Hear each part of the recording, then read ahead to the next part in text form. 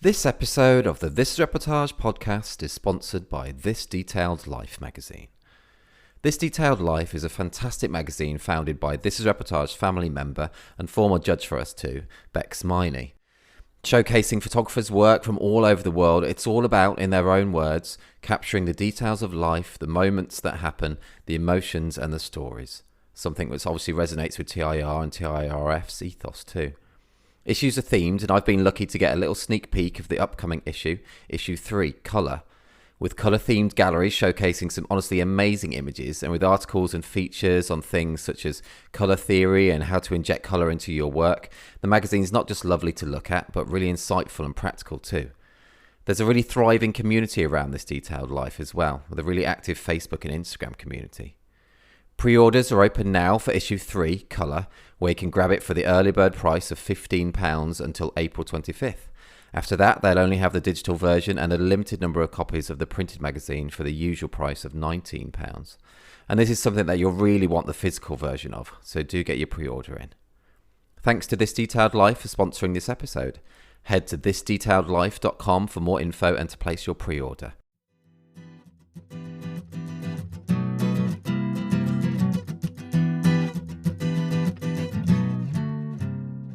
Hi and welcome to episode 72 of the This is Reportage podcast.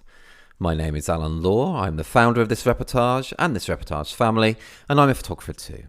A real pleasure to chat to the fab Ralu Chase today. Ralu was ranked number 1 in the UK on This is Reportage family in 2020 and 5th in the world, with 8 Reportage Family Awards and 2 Family Story Awards to her name, and I found it really inspiring talking to her. Tune in today as Ralu shares all about the story behind one of her specific Family Story Awards that doesn't actually show any people, her top tips for documentary family photography in general, what living in 3 different countries over 2 different continents has meant to her and her photography, our Netflix synopsis game, and so much more. Hey Ralu, how you doing? Hi, good. How are you? Yeah, all good. All good. Nice to hear your voice. I know. This is the first time we chat, with voices involved. I know it is, isn't it? So we've met a few times on Facebook, but yeah, it's cool. It's I guess it's just very nice to hear other people's voices, like an old-fashioned phone call.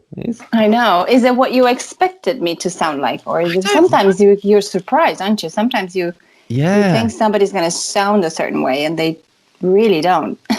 I don't know. I never really think. I don't know, actually, thinking about what other people are going to sound like or not. So I don't know. No, you sound very nice. Okay, that's good. I think about other people.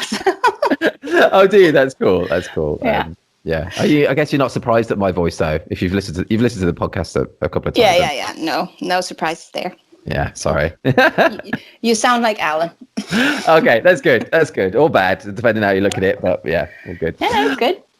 So how are things with you at the moment? And what was, I like beginning with it. What was 2020 like, for you? 2020 was a bit of a mix of everything, I think. It was obviously hard, and from a business point of view, it was really annoying. But were you able to do like any shoots really? Or? And during when not really, no. Most of the people that didn't really feel comfortable. So I did. I'm trying to remember now if I did something in the summer when the rules were, and I think I did something then. Gosh, I don't know if people have this problem, but for like me, 2020 feels like just a month. It feels like everything that has happened, it all kind of merged together in like a month or something. So I just have a very hard time figuring out what happened when. No, I get that. Yeah. But funnily enough, we're talking today. It's the 1-year anniversary of the UK lockdown, isn't it, actually, today? Oh, my word, is it? Yeah, it was today. Oh. Isn't it? I know. That's a bit crazy. I know. As you say, and talking about it like a month, it does feel like that. You're right. I can't believe it was a year ago. I know, yeah. And then some other regards, though, it feels like it's been like about 10 years or something. It's strange.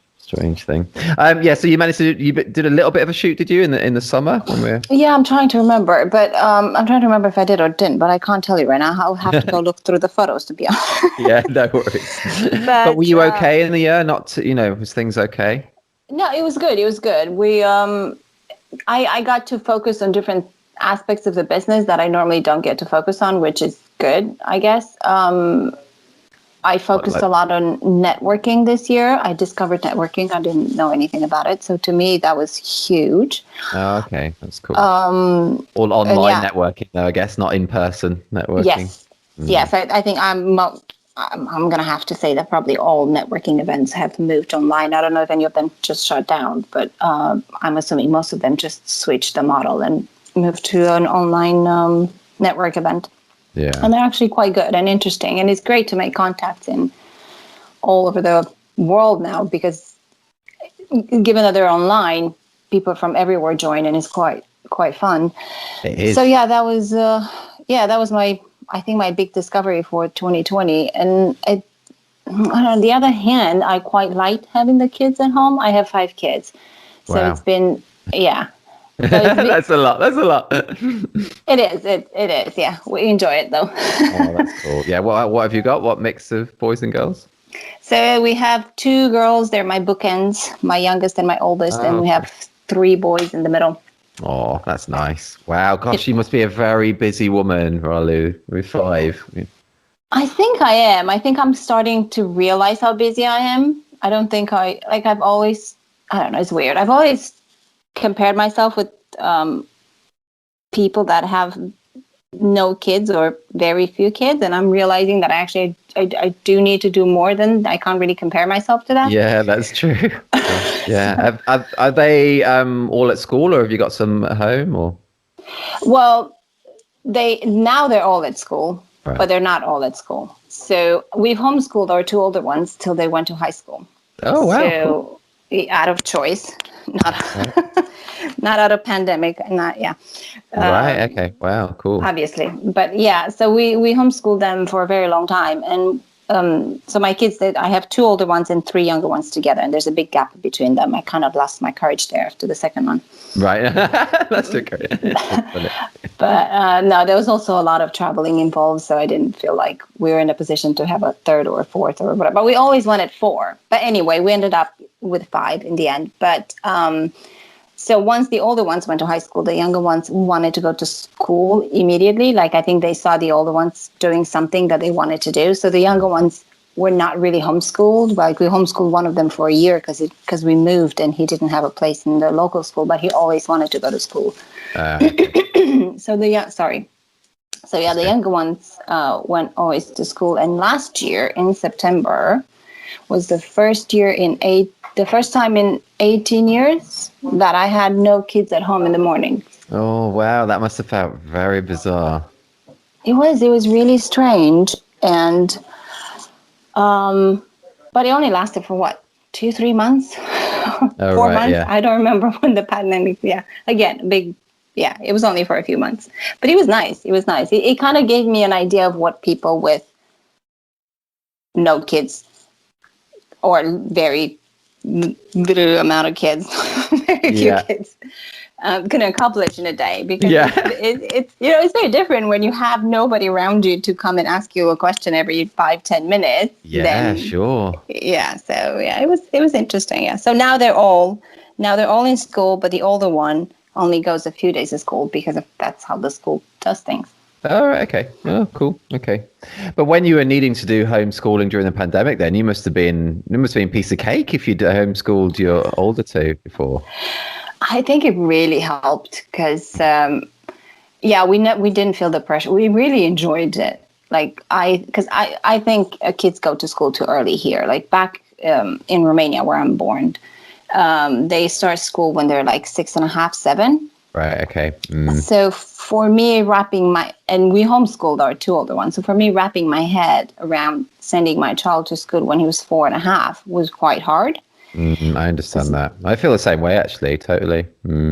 Yeah. So I quite enjoy that we had a chance to keep my youngest one an extra year at home before sending her back to school, if that makes sense.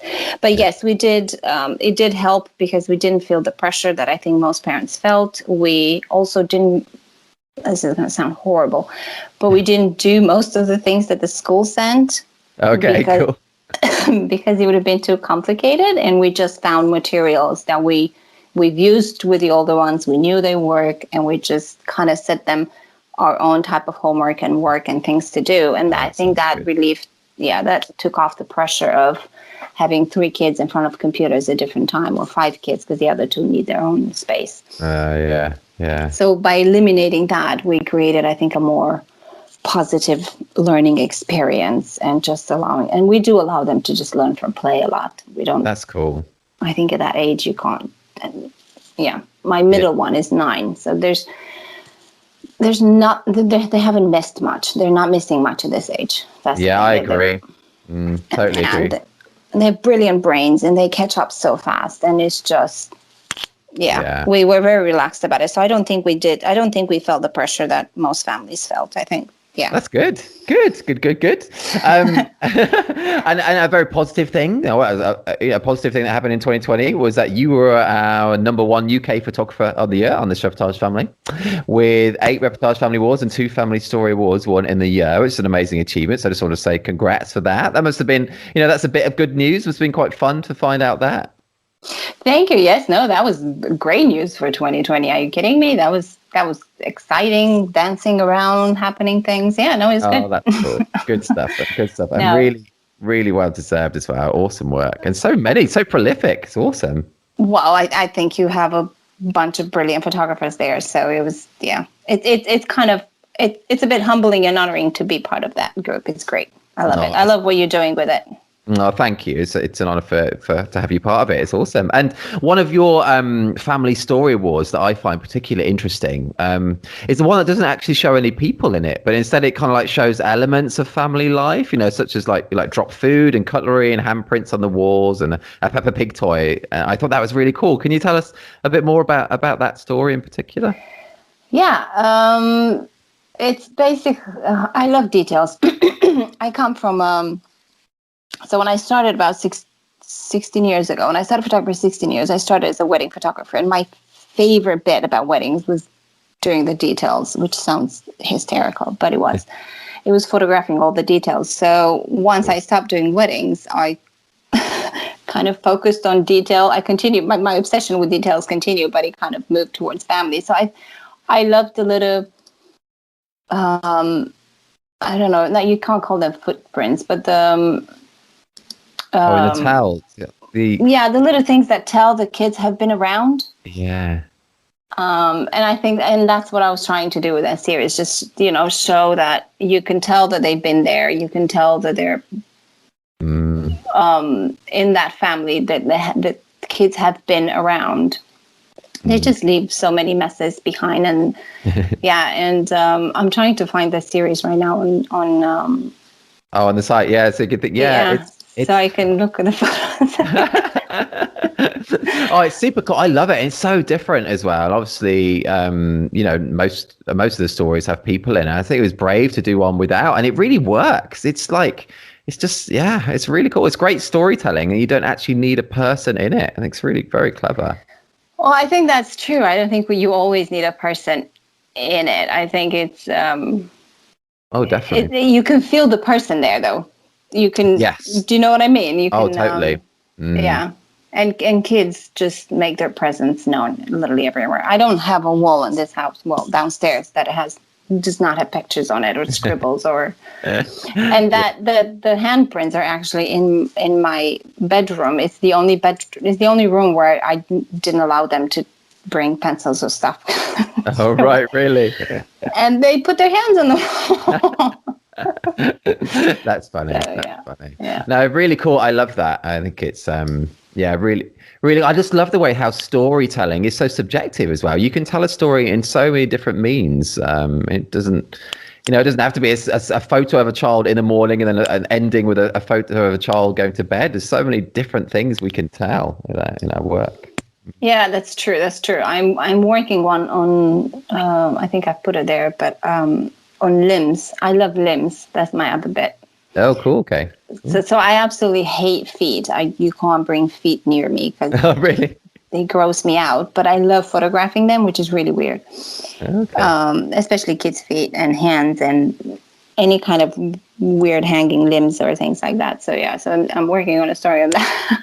Okay, cool. I look forward to seeing that. That's cool. Yeah. You mentioned just earlier on there as well how you kind of started your obsession of details with weddings. So yeah, is that how did you become a photographer then? Tell us that journey. It was 16 years ago, you said. Yeah. Wow. Cool. Yeah.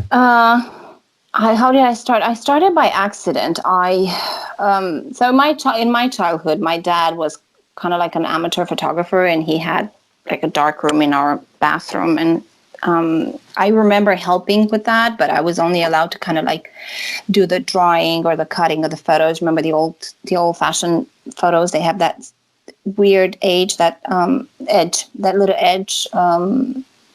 What's it called?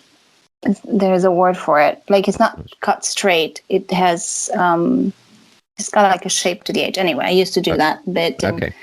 I can't think of the name for it right now. Well, I have no idea. No. But yeah, so I remember doing that. I remember drawing them. I remember cutting them, sorting them, things like that. I was never really allowed to touch the camera, so I kind of dropped it. And then I dropped photography completely. It wasn't interesting for a while. And then I went a university in the States. My husband's American, so we moved back there after we got married, and I went to university. And the one thing that's amazing about the universities in the States, and I wish every country would do this, is that the first year, no matter what you want to specialize in, the first year you have to take university level courses from all specialties, I guess, like the main specialties. So even if you do English literature, you have to take maths. Oh, right. Okay. Oh, I didn't know that. Yeah, it's really good. And it's really good because it really opens your eyes to what university level subjects look like. Because I started physics back in Romania. I studied physics because I used to love physics, and I went to university and realized that physics at universities is very different than what you do in high school, and I hated it. So I really? stopped. Okay. And I stopped after a year and a half, but there's nothing else I could do. Well, if I would have been in the States and tried a level, like a university level of physics, I could have figured out and be able to move and change my major, basically. Right. That makes sense. And I think it gives the kids, because it's really hard to decide really early on what you want to do for the rest of your life. And it gives you a chance to kind of explore different areas before you decide, okay, this is what I love to do and I'm going to pursue it. But anyway, one of the things that I had to do was take some courses in the arts department. And I have nothing in common with the arts, nothing. I was always a science-based person. So I had to choose between drawing, painting, and photography. Okay. And I knew I couldn't draw or paint to save my life. There's no way to get a good grade there. So I picked photography. And that's how it all started, to be honest. Ah, cool. That's really interesting. Yeah. Yeah. You kind of like forced your hand almost into, yeah. Yeah. That's why I say that photography found me. I didn't have a choice. I had to kind of take it. And then from there, I worked with a brilliant photographer for a long time in the States. And I think I've done a lot. I think that's amazing. It's amazing to work for another photographer. You learn so much faster. And cool, yeah. and gives you that hands-on experience. Like I used to second shoot for her for a long time before I started on my own. Okay. And it helps you find your feet. And then how did you actually then properly start out on your own? Was this while you were still in America you started? Yeah. While I was still in America, it was, I don't remember if she was the one who suggested, or I was like, I'm just going to start my own business now. And yeah, I've had some recommendations from her. And then it was a lot easier then to reach people than it is now. It was so much easier to start a business photography then. Oh, really? In what way? In what way? Well, I think Google worked differently. There wasn't this, I don't know, maybe I'm wrong, but there weren't that many photographers then that you would have your website and you didn't have as many options then as you have now. One. That's so true. Yeah. And two, Facebook worked very differently. And when Facebook came around. Right. But also I think culturally it was easier, like, because I still, up to now, I've worked in 3 different cultures. I moved my business 3 times. In the UK was the third time I've moved it. I moved it twice within the UK. But every culture is different, and I think the American culture, when it comes to photography, is very different than the British culture and any other culture. They really are focused on it. Like, you don't really need to do a lot of education or to convince people that they need family photos. It's something that they automatically seek. Like here, you automatically seek a wedding photographer. You don't always think about family photos or doing it every year. While Americans do. Americans have that mentality that you need to invest in your family photography. And that's cool, isn't it? A good place to start a business then in America. Really. Yeah, it is. Yeah, but yeah, it was. I think it was a lot easier. And you start. I don't know. It feels like it's so long ago. I don't even remember, other than the recommendation from the photographer that I used to work with and a website, and people just called. That's great. Gosh, that's great. And was it weddings you started with? Was it weddings specifically, or was it the family straight away as well, or did that come afterwards? Or it was mostly weddings and family and seniors, because they have seniors there too, which is not a big thing here either. But yeah, it was mainly weddings, and then families and seniors was I would call it a side business. Okay, cool. And so when did that kind of change? Because now you're far more with the families, aren't you? So do you not do weddings at all now? No, I don't. I'm lying that, because I have a wedding this year. Sorry. Touch wood. Hope the wedding happens. Touch wood. Yeah, exactly. I do weddings for friends now, or for very specific clients. Like, if somebody insists, I will take the client, but otherwise I don't specifically pursue weddings anymore. Yeah. Was there a specific point that you made that decision, that you just you were going to go more into the families rather than weddings? Yeah, it was after 2015. 2015 has been a really complicated year for us as a family, and for me as a human being, to be honest. At the beginning of that year, our 4th child ended up in an induced coma in the hospital. He was like 2.5 months. Oh gosh, so sorry. Oh, that's okay. He's fine now. But yeah, very grateful that they found out. Like, yeah, he basically ended up in the hospital a few days before he would have died, and so it was picked up like last. Anyway, he's fine now. But that kind of messed up our life. Not messed it up. That's a horrible word. But like, that is a horrible word. It just changed the dynamic. Because there were a lot of hospital visits. We're in the hospital with him for a whole month, and after that, we had to adjust to a child that he has a heart condition. So you have to adjust to that. There were a lot of hospital visits that followed, and they're still happening, and there's a lot of stress. And I had a major burnout from my years back in Romania. So it was like a whole mixture of factors, basically. And I ended up being diagnosed with an autoimmune disorder at the end of that year too, which was, the nice cherry on the cake. Oh, man, yeah, that's awful. Yeah, but during that year, because of everything that was happening, I started going almost like therapy, trying to go through our family photos. And instead of therapy, I ended up crying because I realized that, one, I wasn't present in most of the photos, because I was the photographer and I was the person behind the camera and I was the mom. And I think moms, and I can stand corrected here, so I'm not saying it's a rule, but from my experience, moms, if they see a moment, they tend to, even if they grab their phone, like if they see the dad playing or something cute happening, they will grab the phone and take a picture of it. Mm-hmm. With dads, I don't think they think that way. They're not geared to like, oh, look, she's so sweet. She's playing with my kid now. I'm going to take a picture. Mine never did that. Right. Okay. So maybe I'm exaggerating. Maybe I don't know. But I understand. Yeah. I did talk to a lot of dads lately, and it seems to be a common thing. So I was not in the photos, so that really, really upset me. And the other thing that really upset me was the fact that most of my good photos, let's call them good, like the kind that I would think to put up on the wall, were very lifestyle, because I was a lifestyle photographer.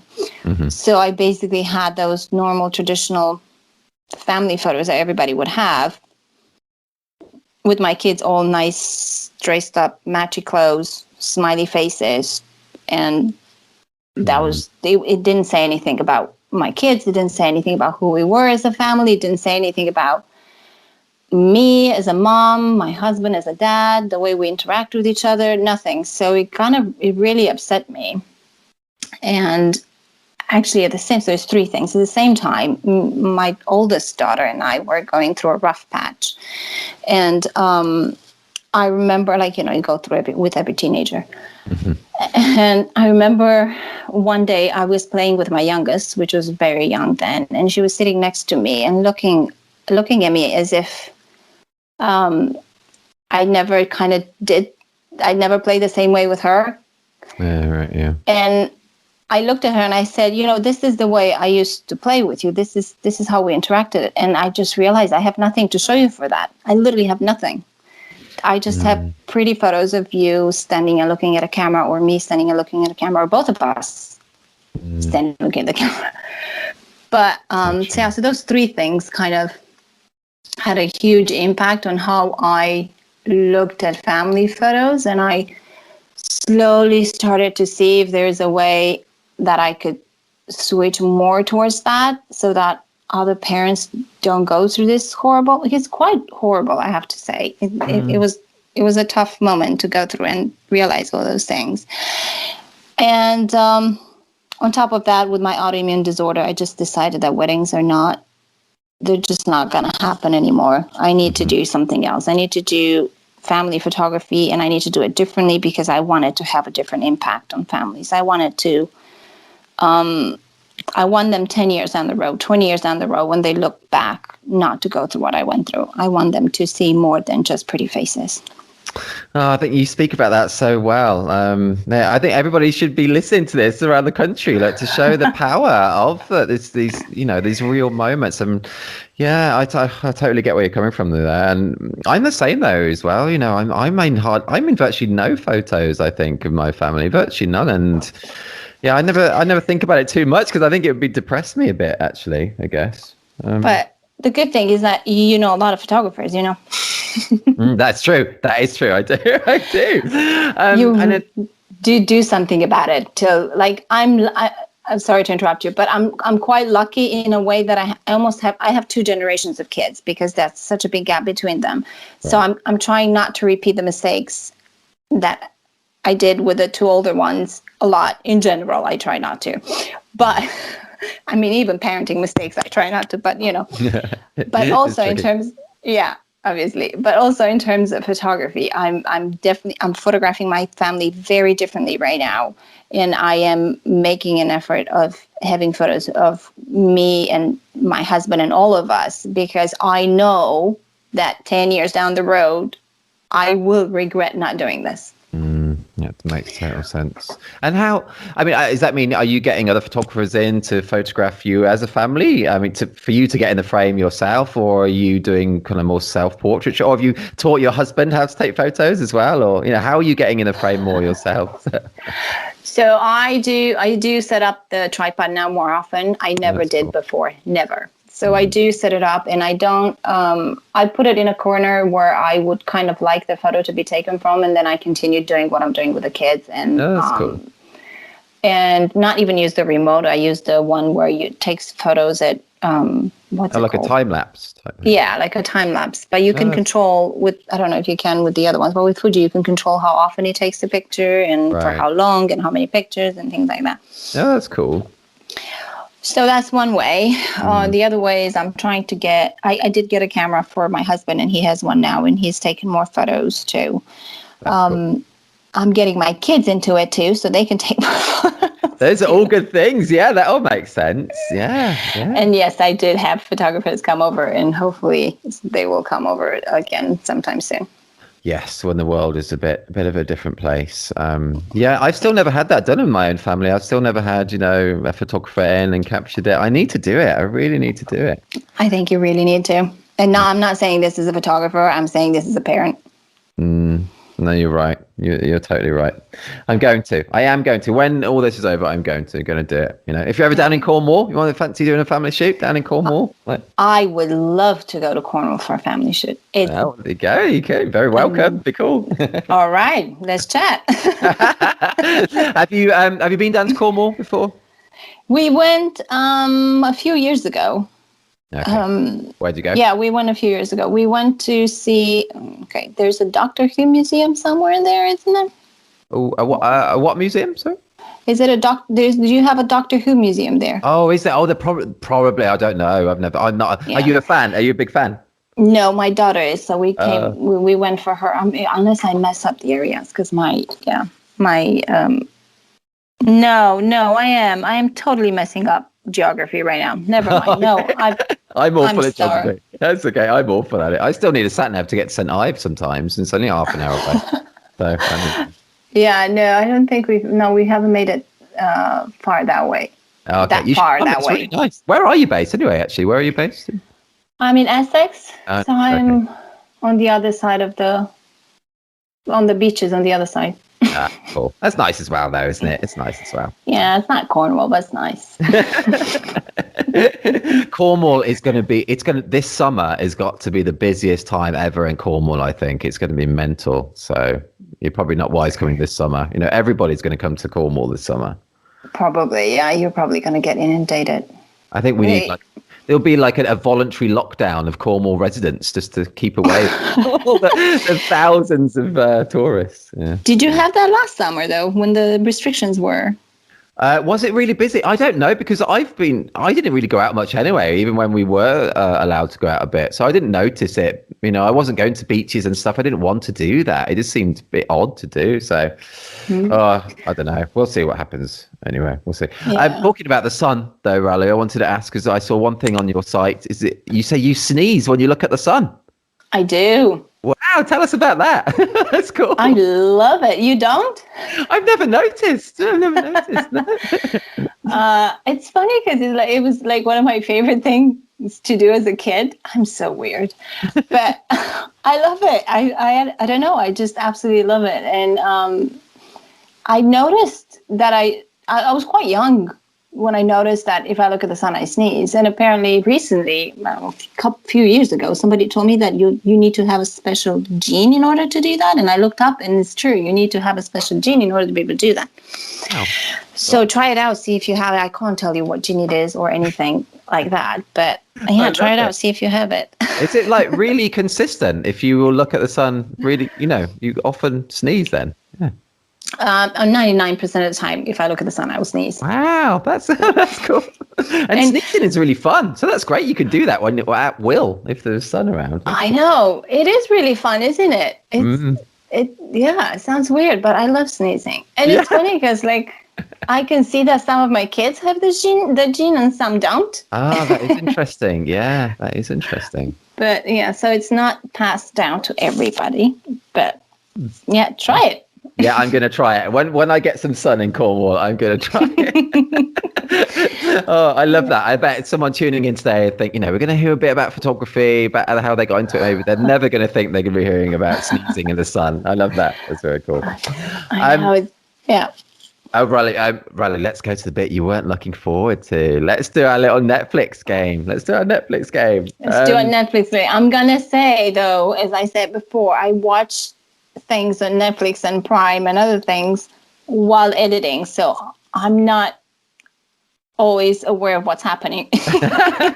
No, I get that. Yeah, I get that. Well, let's try it anyway. Just a bit of fun. So yeah, as if anyone's been listening recently, I'm going to read out some synopses for either a series or film, and we'll see if Ralu can get what it is from the synopses. So, you ready for your first one? Sure. Cool. Because I think I read on your site that you like kind of like crime kind of series and things. No? I do. And I also don't remember their names. So Okay. I do watch a lot of them, but I don't remember. So I can tell you it's the one with this and that, but I don't know necessarily the name of it. And it's funny because like I edit and people come in, like my kids or my husband will come in. It's like, what are you watching? I have no idea what it's called. I don't know this thing. And I will show it, but I don't know what it's called. That's funny. Well, okay. Well, let's see how we get on. Okay. So this is a series, by the way. There's a little clue. Okay. Yep. CIA analyst Carrie Mathison struggles with mental health and family issues while leading the war against terrorism in this political thriller series. Goodness gracious. I have no idea. I'm sure I've seen it though. Yeah, I've seen the first series. What's the actress in? She was in Romeo and Juliet. That wasn't it, that actress? You remember that old Romeo and Juliet film? No. Oh, can't think of it, no, hold on, I'm trying. So he has mental issues and he's trying to fight the war on against terrorism. It's had about 6 series, I think. 5 series, I don't know. Oh my, I have no idea. No, don't worry. It's Homeland. Mm. I haven't seen it. No, that's okay. Yeah, I've only seen a bit of the first series anyway. No, cool. Okay, let's go to the second one. Movie. Okay. After FedEx Systems engineer Chuck Nolan's plane crashes in the Pacific Ocean, he finds himself fighting to survive on a deserted island. Haven't seen it. I don't know if I should be happy about it. Yeah, that's probably good, isn't it? It would be quite bad if you knew everything, probably. That is Castaway with Tom Hanks. No, that's no, haven't seen it. Oh gosh, I got to put it on my list now. It's pretty good. I love Tom Hanks. I think anything it is in, I just love Tom Hanks. Okay. Yeah. Last one, Ralu. Okay. I might be the one that on your show that goes 0 out of 0. That's all good. That's good.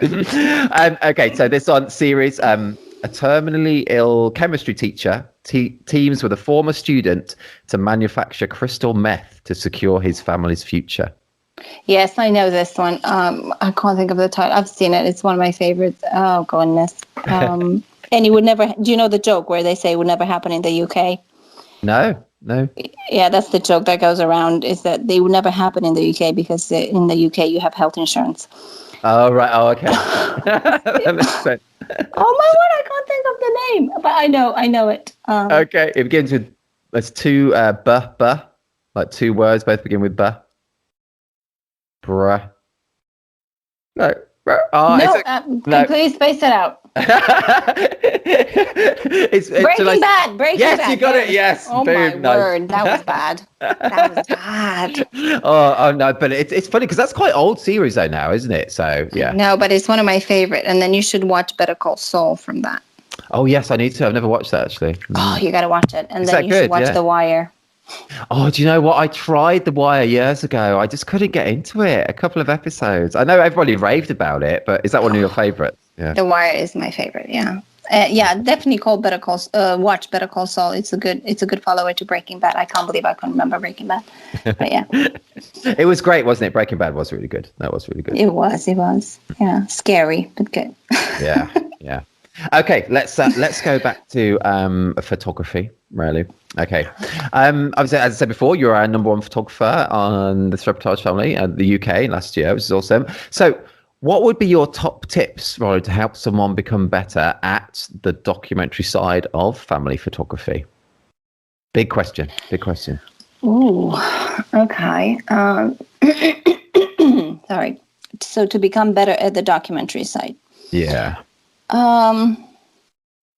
I would say if you have kids, photograph them as much as possible. Like photograph, but not just photograph, but observe them. And if you have kids, you know that there's a lot of patterns that they follow, and it's easier, I guess, to anticipate what they're going to do. Because I think in documentary photography, there's a lot about anticipating instead of always reacting, which it takes a little bit of practice. But I think if you have kids, definitely photograph them as much as possible. Spend a lot of time observing people. Don't be creepy about it though.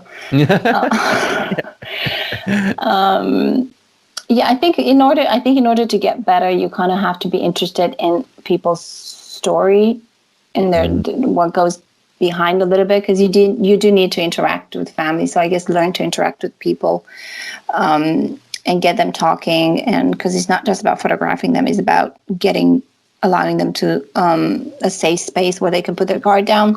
And that's that true, a lot, isn't it? Be themselves. Yeah, and a lot of that has to do with the way you interact with them and the way you talk to them, and be open and vulnerable so that they can be open and vulnerable. Have you always found that side quite easy, the people side? Has it always been something that was quite easy for you? I just know for me, especially when I started, it's quite nerve-wracking, turning up on someone's door and not knowing these people, and was it always an easy thing for you? See, I think once I turn up to their door, it's very easy to interact with people, and I love people. I love hearing their stories. I love and yeah, I could literally sit there and talk to people for hours, and that's cool. Yeah. And I'm so intrigued by people's lives and how they end up where they are, and what brought them there, and the processes that they went through, and things that had a big impact or a small impact, or thing. I don't know, I just think life is fascinating, and people's stories are even more. But so that bit has been, I think it's always been easy with me. The bit that is not easy is interacting with people up to that point. So anything that has to do with like the business or converting clients and things like that, I don't like. That interaction at all. Okay, that's interesting. Sense. Yeah. In what way? Because it's more like, I don't know, via email and things, and you don't have that kind of like personal, physical connection, or what is it about? Yeah, it's that. It's the fact that it's a lot of there's a lot of email or messages exchange type of conversation, or even a phone call, which, even though I prefer phone calls to messages, I prefer in-person discussions. I like to be able to read the body language. I like to see if I'm making you comfortable, not just try to figure out from your voice if I'm making you uncomfortable, or see where people start putting barriers up, or what kind of relaxes their body, what kind of things. So I do prefer in person, but I think because it has to do with trying to promote or sell something that I do. I don't like that bit, even though I know it's not that you're trying to sell something that you do, because you're doing them a favor in the end, and it is not that you're doing them a favor. You're basically responding to a need that they have, and they have it. But I just don't like that. I don't like that bit. No, I know, I get that. That kind of, the self-promotion thing is a funny thing, isn't it? Yeah, it's the self-promotion that I don't. So up to the point, once I get to their door, I am perfectly fine with interacting with people from all kinds of places. And that's great. I think, sorry, I think because... Sorry, go ahead. Oh, sorry. I'd say it's a great skill to have, really. And do you think part of that has come from, I mean, because a line on your bio that I found interesting was that you said you've lived in 3 different countries on 2 different continents, and it's taught you to be flexible, understanding, and respectful of other people's cultures and stories. So you think that has had a big effect, experiencing all those different places and cultures? I think it had a huge impact. And that's why I think people should travel more. I think people need to go and experience other cultures, and not just travel, but actually settle down for a little bit, even if it's for 6 months or a year, because it's one thing when you go and visit, it's another thing when you go sit and interact with people for longer periods of time. And it's being married to an American. I mean, I'm Eastern European, married to an American, living in the UK, and that alone is just there's so many cultural differences. It's amazing how many things that we think are given in one culture, they really are not in another culture. Right. Okay. And they could be shocking, actually. And some things that we think are so right in our culture, in other cultures, are seen as being quite sketchy and weird. Okay.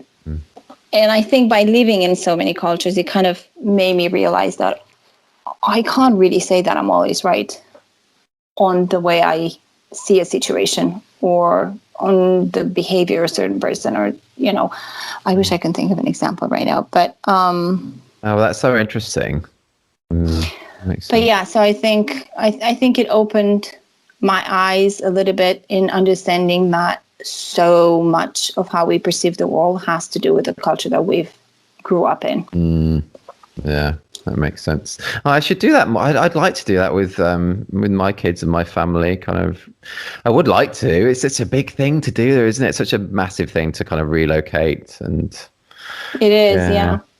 I had some friends once who did a house exchange for a year, and I thought that was brilliant. Oh, cool. Yeah, that is cool. That's like that film, like The Holiday, or what it was, but that was only for a couple of weeks, wasn't it? Or something. But anyway, sorry. Yeah, that's cool. Was that to a totally different country then? Yeah. Yeah, they moved from the States to France, and Oh, they cool. obviously the people from France moved to the States for a year. But yeah, it was really nice. I know they loved it, and the kids loved it, and I don't know. I think it's important to put kids through to different cultures if you can. And yeah, house exchange is a good one. Yeah. Oh, we could do that via this Reportage Family. You know, if people wanted to do it all around the world, you know, There you could sell go. it. Oh, yeah, good idea, Ralu. Good idea. There we go. We should start a house exchange website, attach it to This Is Reportage. Yeah, that'd be cool. As you say, though, to bring up the kids and to giving them a different experiences and different cultures and different languages as well. I'd love my kids to be bilingual or something. That would be very, very cool. Yeah, it's Yeah. helpful. And Cornwall, honestly, is not a good place in the UK. In that it's almost, well, I know I don't know how many Cornish people will be listening here, but it's almost xenophobic. It's weird for my kids growing up in a place that is it's like the antithesis of multicultural. Cornwall is, you know, it's very strange. So yeah, in that way, it's a bad thing about living down here. They don't get an experience of different cultures at all, actually. I think that's very similar in the area that I am right now. It's very different. So we used to live in Surrey, and when my daughter started high school there, she was surrounded by children from different cultures. But like Right. here, it's all. I think there is. I don't even know if there's anybody else that might even look a little bit different than. Yeah, and that's not good, really. Is it? It's not good. It's No, it's really not. It's Yeah. not, and it creates those. Somebody said that. I was reading a book recently, and they were talking about the differences between cultures, and most of the differences that we see are just the tip of the iceberg. Right. And they're the things they're the ones that we actually recognize once we are put in front of a different situation. But most of the differences, they're so ingrained in us that they don't always surface, but they're there. And a lot of the way we grow up builds those, the way we grow up builds those kind of ingrained mentalities, I guess. That makes sense. Yeah. And sometimes it's really hard to dig deep enough to realize that it's actually it's a culture thing. It's not a right or wrong thing. It's true. Yeah, it's all very interesting. Anyway, yeah. I mean, there are plus sides of living down here in Cornwall as well. I'm only 8 minutes from the beach, so that's a good thing. And you said you're near the beach as well. Then you're near a beach. I am 5 minutes walk from the beach. Oh, you win! Oh, mine's in the car as well, so you're walking. That's great. That's nice. Yeah, I won there. Wow. But I think your beaches are much better than ours. Oh, I don't know about that. Let's do a beach swap as well. There we go. In the summer, we'll swap houses. Okay, Ralu, let's change tack again. Let's change tack slightly. Okay, totally original question here, which obviously it is not. You're cast away on a desert island. What one album would you take with you? Album as in Music. Oh, you hit the wrong one there too. Oh, really? Are you not? I do not listen to music either. Oh, do you not really? No. No, the only music that I listen to sometimes, this sounds horrible. I listen to French music from like the 30s. That's like my favorite. But again, I can't tell you any names and stuff. Okay, let me think of anything that I do. That's like. cool though. That's cool. French music from the 30s. That's pretty specific. That is pretty niche. I just like the goodness, the melody and the way. I'm not a musical person. I don't have a musical ear. I can't sing to save my life. So music for me is not what it might be for a lot of people. But like my daughter cannot breathe unless she's listening to music. And I understand that there are people like that. I'm like the opposite. So That's funny. Yeah, that's funny. Well, instead of an album, what about a book instead then? If you could take one book instead of an album, what one book would you take with you?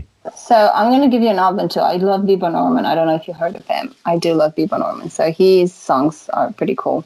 Okay. Cool. A book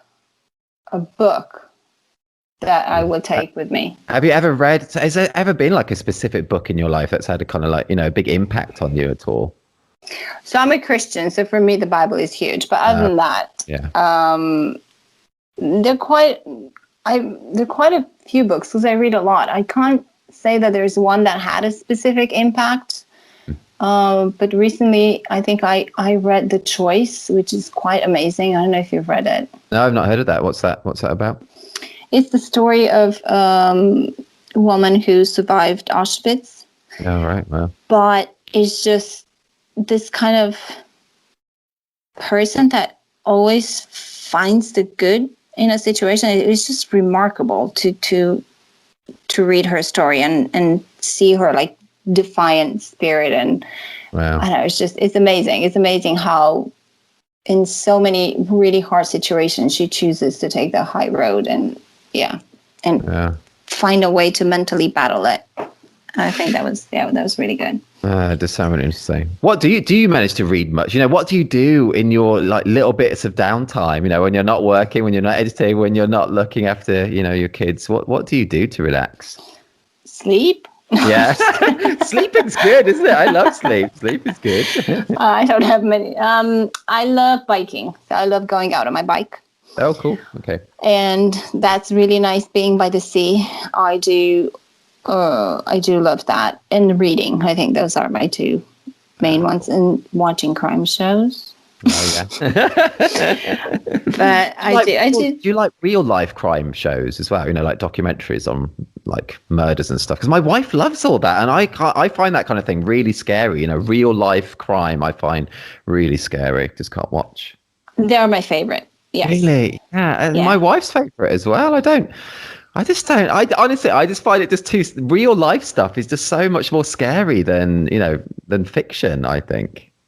Yeah, but I think most of crime shows, even though they're not based on real stories, I think a lot of them are based on what could happen or does happen anyway. Like not a specific real story, but it happens all the time. So you might think it's fictional, but I think a lot of it is it's already happened. Not the way they solve it, but the things that happen. Right. Yeah, I guess that's true. Yeah. I mean, not all of them, because you do see some ridiculous things in some of the crime shows. But no, I think the reason I like to watch the real ones is because when they catch the criminal, I feel like, I don't know, something good has been accomplished. Yeah, that's true. That's true, though, isn't it? Like, it's true.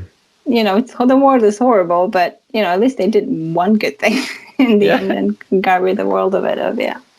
Oh, that's true. Yeah, maybe I should watch more of it. I don't know. I just remember a bit as a kid as well. I used to hate. Do you remember 999? That series that was about real life emergencies that had happened. Do you remember that?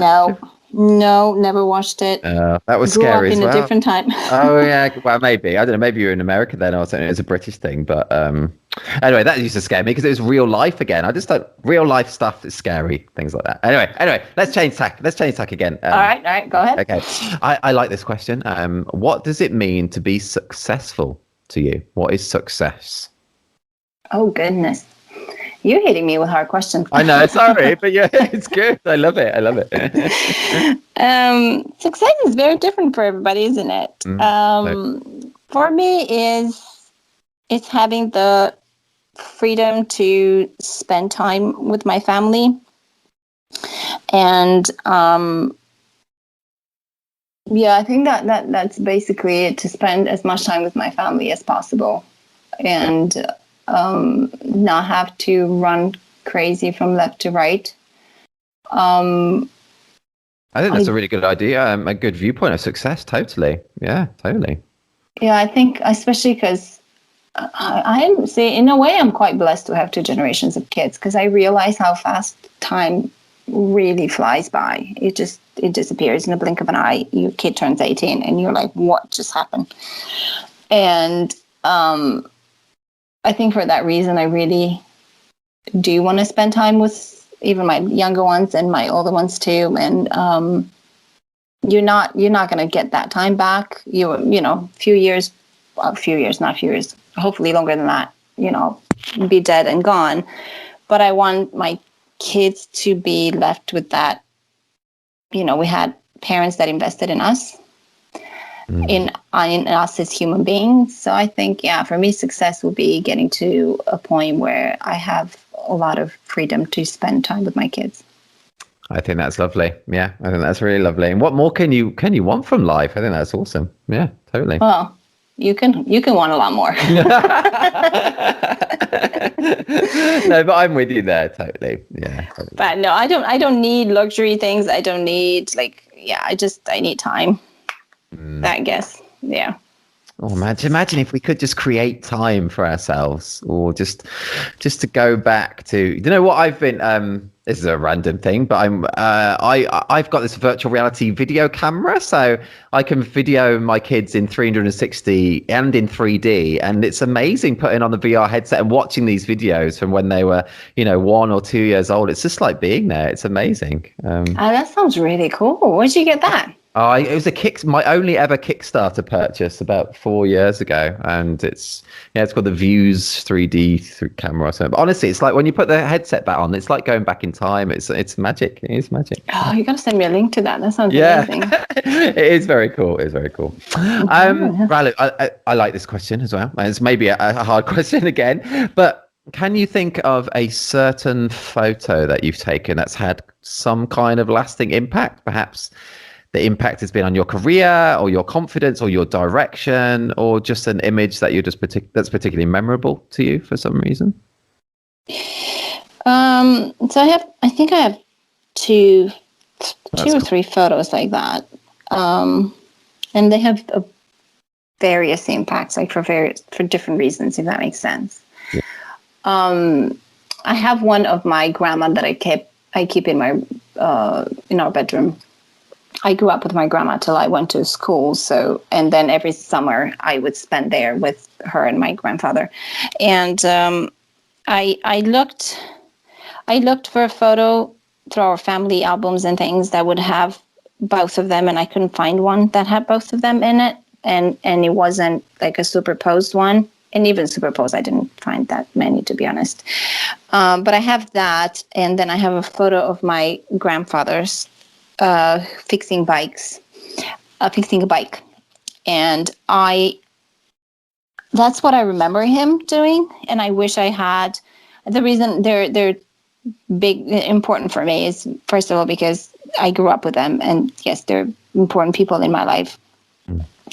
But it's a reminder to my mom lives with us. It's a reminder for me to make sure that I take photos of my mom with my kids.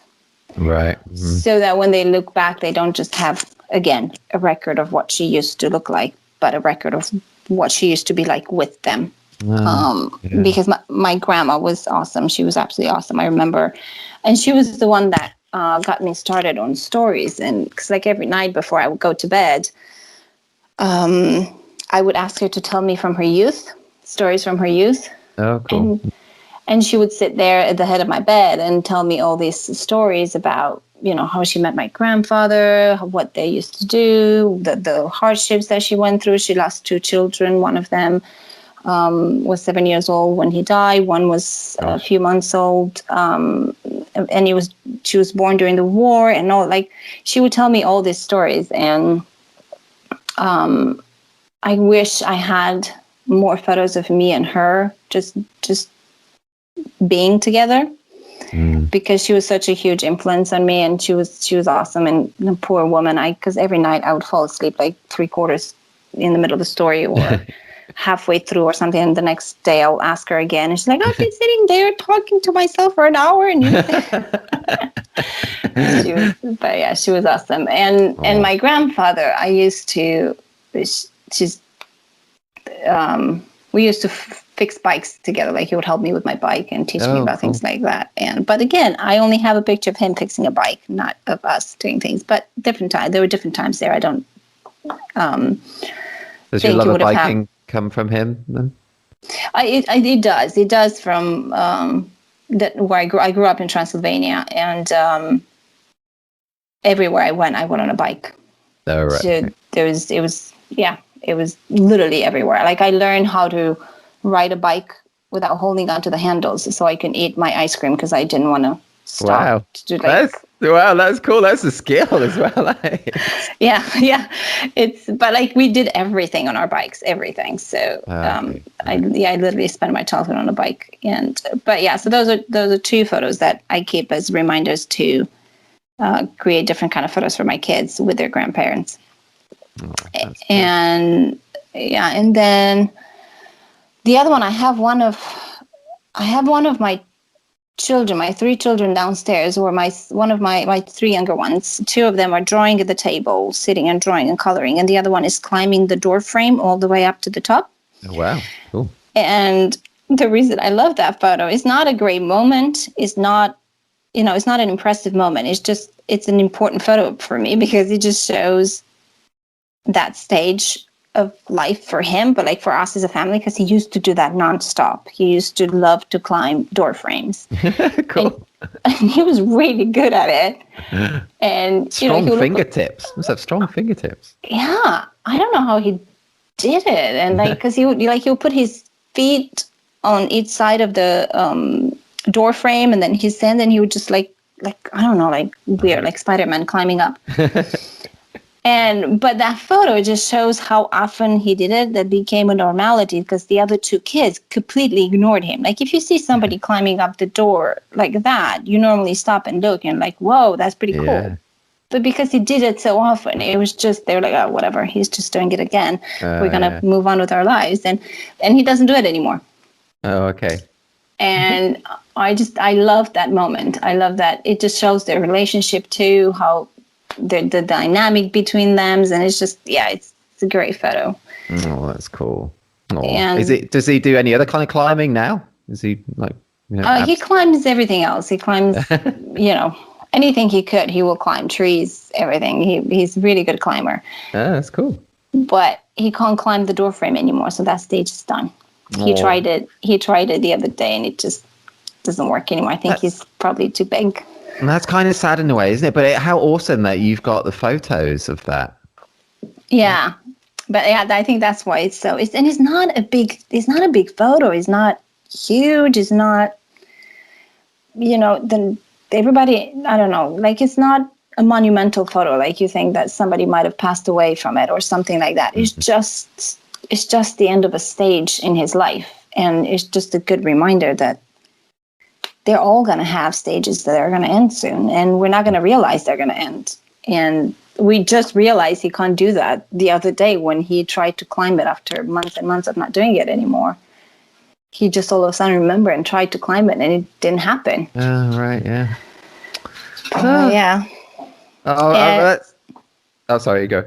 Okay, I just one more, but I think you said one photo, and I'm talking about five. Oh, no, it's good. You go on. No, it's really interesting. Yeah. There's one more where my daughter is playing with her her Playmobil, and it's just like shadows, and you can see her hand coming out. I think I have it on my profile. If I don't, I probably should add it. But it's like my aha moment in terms of lighting. Okay. Because coming from a lifestyle wedding photography environment and moving to documentary, I think one of the biggest shocks was the fact that you can't control the light at all. Right. Yeah. And you can't control where you put your subject either, and you literally lose control of it, mostly of everything that happens except your camera. and that's like, when I look at that photo, I realize that I finally kind of it's almost like I'm comfortable with every kind of light now, because it's shot in very harsh light, and there's a lot of shadows, and there's a lot of I would avoid that during my working days as a wedding photographer. I would never shoot in that kind of light. I would avoid it, or I would back shoot, like do backlighting, or ask people to move But most of the time I wouldn't. I would put, like in the middle of the day, when you have that harsh light, you either find a tree to hide under your bride and groom, or even your families. When I used to do lifestyle photography, you would always hide away from it. And now I'm embracing it, and I'm enjoying it, and I quite love the effects of it. So I think that photo is like a reminder of, you can kind of handle any kind of light now. That's really cool. Oh, that's so interesting to hear about all those different images. That's so cool, Ralu. And it's been so great talking to you. I've really, really enjoyed it. It's been an hour already. Can you believe it's an hour? That's flown by. No, are you serious? Yeah, and just over an hour. Isn't that mad? I know, it feels about 15 minutes. Is. Oh, that's crazy. I really enjoyed talking to you. You were so, thank you. It's so interesting, so open. I think you've really inspired people listening to this to go out and take more photos as well of their own family lives, and to get in the frame as well. I just think that was, it was brilliant. I hope so. Thank you. I wanted to find out what your idea of success was, though. When you asked me, I really wanted to find your idea. I know I'm not interviewing you, but I would love to hear it. What was my idea of success is, well, it's I think my answer is just really generic, is that it's just literally just being happy kind of day to day. So I'm not materialistic like you. You say you don't need objects, nor am I don't. I just want to be happy, which sounds a really lame answer, I guess, but I think that is success to me, is happiness. It really is. So yeah. No, that's true. That's a great answer. Well, it's kind of lame, but then you could go on and say what makes you happy and stuff. But just happiness, and just waking up each day and just being happy is that's my idea of a successful life.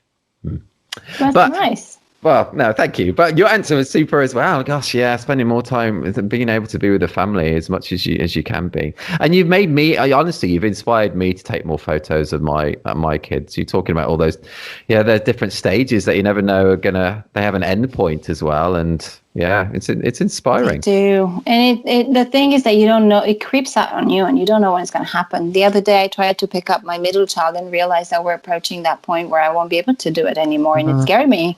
Yeah, gosh. That's another one. It's funny. It's funny, isn't it? Because it's like it's sad in one way, but then it's also inspiring as well. And it's a funny thing. The whole thing of them aging and getting older is just a very funny thing to experience through your life, isn't it? It's a weird thing. It is. It is, and I think you see the time going by faster through your kids growing than if. That must be true. I don't know. Maybe for me it was I always kind of measured the years looking at my kids and wondering where they've gone. But yeah, it's like the past 20 years. I don't know where they've gone. They've just blink of an eye, and it's like 20 years. And it's crazy, but yeah, they do. But yes, it's nice. It's nice to see them grow. I'm always very curious to see where they're going to end up in life, what they're going to end up doing, and I don't know. It's just exciting too. Yeah, that is really exciting. What are they going to be like as adults? Definitely. I'm excited to have a relationship with them as adults as well. That's all cool. I know. Do you think about when they start bringing their other half? No, I don't know about that yet. I don't know. Is that happening for you at all? Not yet, but I'm starting, and we're approaching that time where I'm assuming they are going to. My kids have been really good, and but yes, I'm assuming at some point, we're going to have to be talking to more what I would see as kids, but they're life partners. Yeah, that's true. Different stage. But yeah, it's just going to be a completely different stage. Yeah. Integrate new people in the family that, are not related to you. Yeah. You'll have to document it as well. The first time they come and meet you as well. You document it. That would be cool. I know. Yeah. I'm working now on documenting the last year of my daughter with us before she goes to uni. Oh, that's another lovely. Scary thing. That is scary. That whole, I can't imagine. And being a parent now, it's funny, I remember when my parents dropped me off at uni the first day, and then they were leaving me at university, and I can imagine now more what they were feeling. It must be horrible, I think. It must be horrible. I don't know. I haven't done it yet. No, sorry, you've got that I'll to let look you know. forward- I've got a little bit more to go. Oh, but at least you'll have more kids around you still, so that it's going to be different as well when the last one goes. I think that's. Oh, I was the last one, you see, when they dropped me off at uni, so I was empty nest then, and that's I can't even imagine that now. See, the funny thing is that by the time I'm dropping my last one, I'll probably have grandkids from the other one. Oh, right, maybe, yeah. Are you looking forward to that? Are you looking forward to being a grandparent, maybe? Is it sad that I am? Oh, no, it's not sad. I think it's lovely. Yeah, I think it's really cool. I think I'm going to enjoy it so much more than being a parent.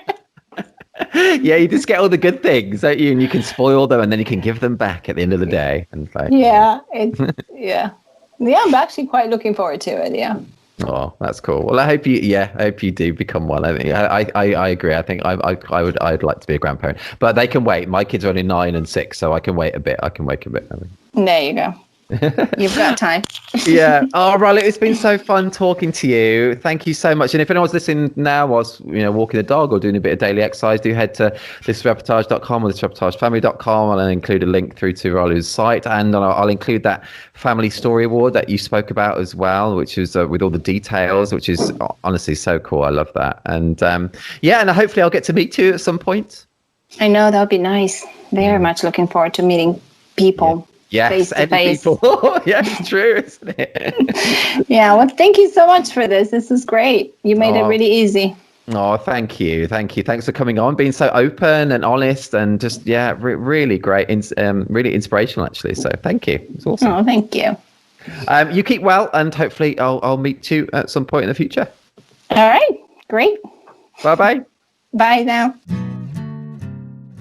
You've been listening to the 72nd episode of the This Is Reportage podcast. Ralu was a real pleasure to talk to, really inspiring. Hope you enjoyed listening. Head to thisisreportage.com or thisisreportagefamily.com for a link through to her website and to see the specific Family Story Award that she spoke about on the episode too. Ralu also offers various mentoring options, which you can find out more details of on her website. This Is Reportage family members can get an exclusive 25% discount on her mentoring too. Log into the site and visit the members area to see how to get this exclusive offer.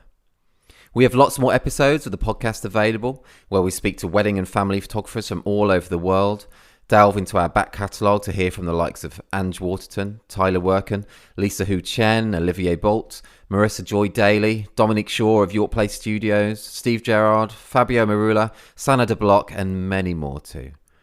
If you're not yet a member of This Reportage or This Reportage family, check out all the benefits of joining us, including an unlimited number of images on your profile, 60 individual award and 18 story award entries per year, invites to our physical meetups and parties, exclusive discounts, hours of educational videos featuring tips and advice from some of the world's best photographers, and much more too. Submissions are open now for our next award collections. The deadline is the same for both our wedding site and our family site. Submit by 23:59 BST on 24th of May 2021. No poses, nothing staged. This is Reportage. And this is bye for now.